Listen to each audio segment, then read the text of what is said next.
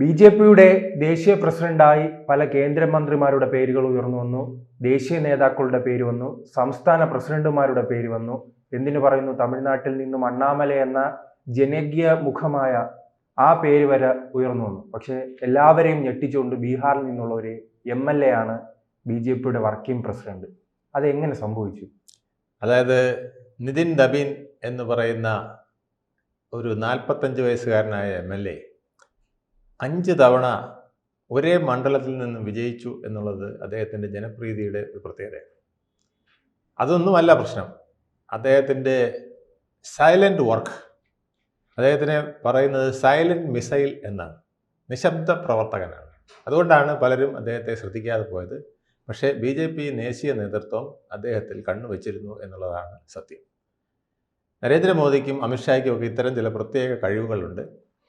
നിശബ്ദമായി പ്രവർത്തിച്ച് യാതൊരുവിധ ശബ്ദവും ഉണ്ടാക്കാതെ പാർട്ടി കാര്യകർത്ത എന്നുള്ള കർത്തവ്യം മാത്രം നിർവഹിക്കുന്ന നിരവധി പ്രവർത്തകർ BJPയിലുണ്ട്.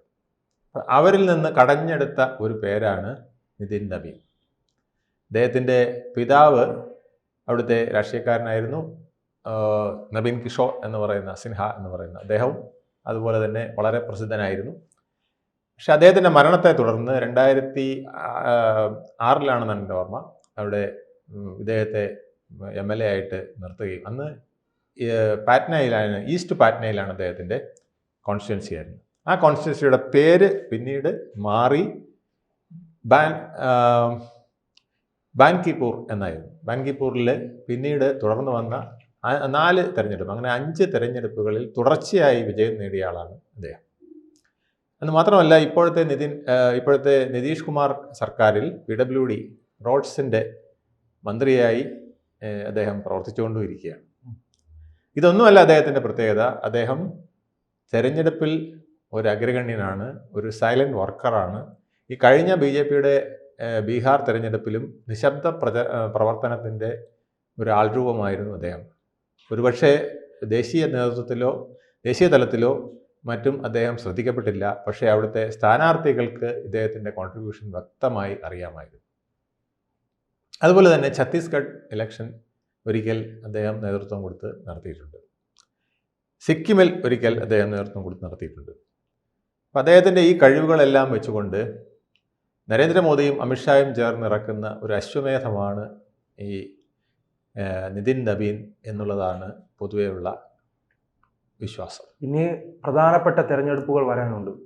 ബംഗാൾ, അത് തന്നെയാണ് ലക്ഷ്യം. കേരളം, തമിഴ്നാട്. അപ്പോൾ ബംഗാൾ പിടിക്കുക എന്ന ഏറ്റവും ബംഗാൾ, ആസാം എന്നീ പ്രദേശങ്ങൾ ആദ്യം തന്നെ പരീക്ഷണത്തിലേക്ക് കടക്കുകയാണ്. ആദ്യം വന്ന ഉടൻ 3 മാസത്തിനകം അദ്ദേഹം പരീക്ഷണത്തിലേക്ക് കടക്കുകയാണ്. അദ്ദേഹം ഇപ്പോൾ നാഷണൽ വർക്കിംഗ് പ്രസിഡന്റാണ്. ഒരുപക്ഷെ JP നദ്ദ അതിനകം മാറി അദ്ദേഹം പ്രസിഡന്റും ആയേക്കാം. വർക്കിംഗ് പ്രസിഡന്റ് എന്ന് പറയുന്നത് വേറൊരു ട്രെയിനിങ് പീരീഡ് പോലെയേ ഉള്ളൂ. ഇതുപോലെ തന്നെ JP നദ്ദയ്ക്കും ആദ്യം വർക്കിംഗ് പ്രസിഡന്റ് ആയിരുന്നു. അത് കഴിഞ്ഞിട്ടാണ് പിന്നെ അദ്ദേഹം പ്രസിഡന്റ് ആയത്. അതുപോലത്തെ ഒരു ഘട്ടം മാത്രമേ ഉള്ളൂ. ഈ സെലക്ഷൻ തീർച്ചയായിട്ടും ബംഗാൾ പിടിക്കുന്നതിനും ആസാം നിലനിർത്തുന്നതിനുമുള്ള ഒരു യുദ്ധത്തിൻ്റെ നായകൻ കൂടിയായിട്ടാണ് നബീനെ ഇപ്പോൾ അവർ കണക്കിലെടുത്തിരിക്കുന്നത്. അല്ല, ആസാമിൽ ഇപ്പോൾ പ്രസിഡന്റിന് റോളില്ല, കാരണം അവിടെ മുഖ്യമന്ത്രി തന്നെ ഒരു മുഖമായി നിൽക്കുന്നു. പക്ഷെ ബംഗാൾ എങ്ങനെ? തീർച്ചയായിട്ടും അല്ല, ബംഗാൾ മാത്രമല്ല, ആസാമിലും ഇതുപോലത്തെ പല പ്രശ്നങ്ങളുണ്ട്. അതിനൊക്കെ മണ്ണിൻ്റെ മകൻ എന്നുള്ള നിലയിൽ നിന്ന് പ്രവർത്തിക്കാൻ നിതിൻ നബീന് കഴിയും. ഒരുപക്ഷെ ആസാം മുഖ്യമന്ത്രി അതിൻ്റെ ഓൾ ഇൻ ആളായിട്ട് നിൽക്കുമെങ്കിലും ഞാൻ പറഞ്ഞില്ലേ, നിശബ്ദ പടയാളി, സൈലൻ്റ് മിസൈൽ ആയി വർക്ക് ചെയ്യുക മിക്കവാറും നിതിൻ നബീനായിരിക്കും.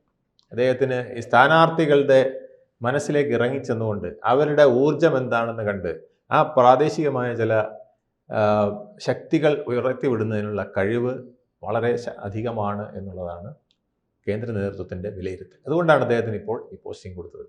ആദ്യം ബംഗാൾ തന്നെയാണ്. ബംഗാളായിരിക്കും പ്രധാന ലക്ഷ്യം. അതോടൊപ്പം ആസാമും ലക്ഷ്യത്തിൽപ്പെടുന്നതാണ്. അത് കഴിഞ്ഞ് തെക്കേ ഇന്ത്യ വരെ വ്യാപിക്കാൻ അധികം സമയം വേണ്ട അദ്ദേഹത്തിന്റെ പ്രശസ്തിയും അദ്ദേഹത്തിന്റെ പ്രവർത്തനവും എന്നാണ് പറയുന്നത്. ബംഗാളിനെ കുറിച്ച് നാം പ്രവർത്തനം. സംസാരിക്കുമ്പോഴും മുൻപ് നടന്ന ഒരു ദേശീയ സമ്മേളനത്തിൽ ബി.ജെ.പിയുടെ പ്രഖ്യാപിത ലക്ഷ്യമായിരുന്നു ദക്ഷിണ ഇന്ത്യ പിടിക്കുകയാണ്. ദക്ഷിണ ഇന്ത്യയിൽ ഇപ്പോൾ തെലങ്കാന ആയാലും കർണാടകയിൽ അധികാരത്തിലില്ല, അങ്ങനെ പല സംസ്ഥാനങ്ങളിൽ അവർക്ക് അധികാരം നേടാൻ കഴിഞ്ഞിട്ടില്ല, കേരളം ഉൾപ്പെടെ. അതെ. അപ്പോൾ ഇദ്ദേഹം എങ്ങനെയായിരിക്കും ദക്ഷിണ ഇന്ത്യ സംസ്ഥാനങ്ങളെ നോക്കിക്കാണുക?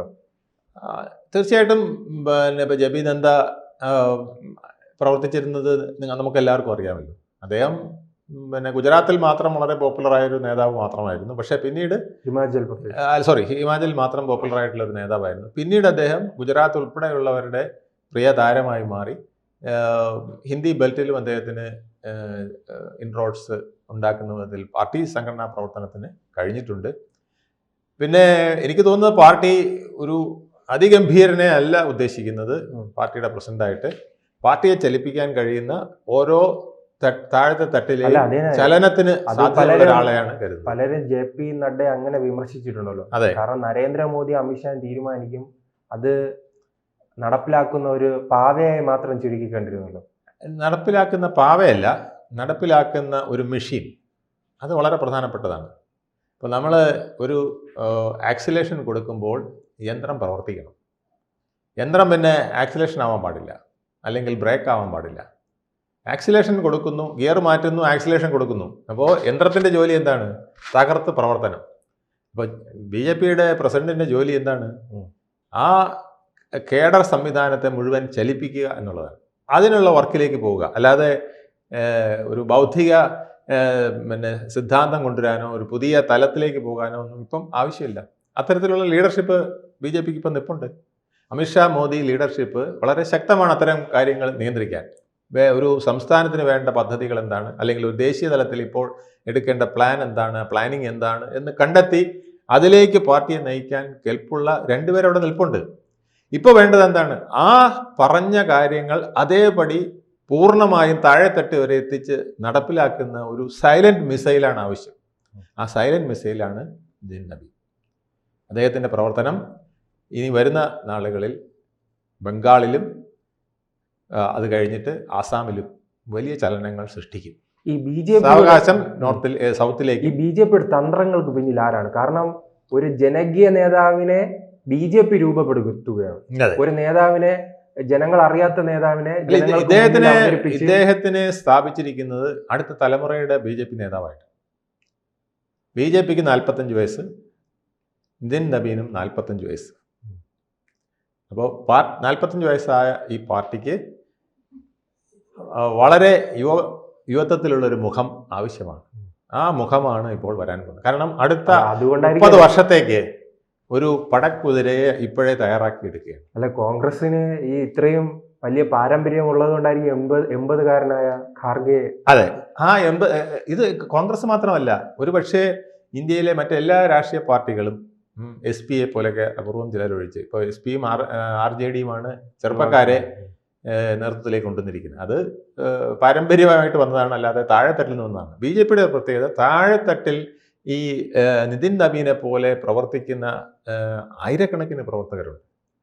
ഒരുപക്ഷെ 10,000-കണക്കിന് പ്രവർത്തകർ കണ്ടേക്കാം. അതിൽ നിന്ന് അരിച്ച് പെറുക്കിയെടുത്ത ഒരാളാണ് നിതിൻ നബീൻ. ഇത് മറ്റൊരു മെസ്സേജും കൂടെ കൊടുക്കുന്നുണ്ട്. ബി.ജെ.പിയുടെ പ്രവർത്തകരെ, നിങ്ങൾ പ്രവർത്തിച്ചാൽ മാത്രം മതി, അത് കാണാൻ കണ്ണുള്ള ഒരു നേതൃത്വം മുകളിലുണ്ട്. നിങ്ങൾ പ്രവർത്തിച്ചോളൂ, നിങ്ങൾക്ക് അർഹമായ സ്ഥാനങ്ങൾ അപ്പോഴപ്പോൾ കിട്ടിക്കൊണ്ടിരിക്കും. ഇത് എല്ലാ സ്ഥലത്തും, നമ്മുടെ തെക്ക് മുതൽ വടക്ക് വരെയും കിഴക്ക് പടിഞ്ഞാറും എല്ലാം ബി.ജെ.പിയുടെ സ്ട്രാറ്റജി ഇതാണ്. ഒരാൾ മുഖ്യമന്ത്രിയാകുന്നത് നമ്മളാരും പ്രതീക്ഷിക്കില്ല. ആ മുഖ്യമന്ത്രി സ്ഥാനാർത്ഥി എങ്ങനെ വരുന്നു? ഈ ഒരു തന്ത്രം ബി.ജെ.പിക്ക് എപ്പോഴും വളരെ ഗുണം ചെയ്തിട്ടുണ്ട്. കടഞ്ഞെടുത്ത ചില വ്യക്തിത്വങ്ങളെ ചില സന്ദർഭങ്ങളിൽ, പോപ്പുലാരിറ്റി അല്ല അവരുടെ പ്രശ്നം, പോപ്പുലാരിറ്റിയേക്കാൾ ഉപരിയായി അവരുടെ പ്രവർത്തന മികവ്, പാർട്ടിയോടുള്ള കൂറ്, ഇതൊക്കെയാണ് വലിയ പ്രധാനമായിട്ടുള്ളത്. ഇത് ഇപ്പോൾ നിതിൻ നബീനും വളരെ ഘടകമായിരിക്കും. ഇതിനു മുമ്പ് ജനസംഘം ഇതുപോലൊരു പരീക്ഷണത്തിൽ നടത്തിയതാണ്. വാജ്പേയി 43-ാമത്തെ വയസ്സിൽ വാജ്പേയി ജനസംഘത്തിൻ്റെ പ്രസിഡൻ്റായി. 45-ാമത്തെ വയസ്സിലാണ് അദ്വാനി LK അദ്വാനി ജനസംഘത്തിൻ്റെ പ്രസിഡൻ്റായിരുന്നു. അത് കഴിഞ്ഞ് ഇപ്പോൾ ഭാരതീയ ജനതാ പാർട്ടിയുടെ പ്രസിഡൻ്റായിട്ട് ഒരു 45-കാരൻ പാർട്ടിയുടെ 45-ാം ജന്മദിനത്തിന് എത്തുകയാണ്. ഇത് വളരെ പ്രധാനപ്പെട്ടതാണ്. വരുന്ന നാളുകളിൽ ഇന്ത്യയിലെ ഒരു പ്രമുഖ നേതാവായിട്ട് നിതിൻ നബീൻ മാറും, യാതൊരു സംശയവും വേണ്ട. കൂടുതൽ വാർത്തകളും വിശേഷങ്ങളും നിങ്ങളിലേക്ക് എത്താൻ ABC മലയാളം സബ്സ്ക്രൈബ് ചെയ്യുക, ബെൽ ബട്ടണും അമർത്തുക.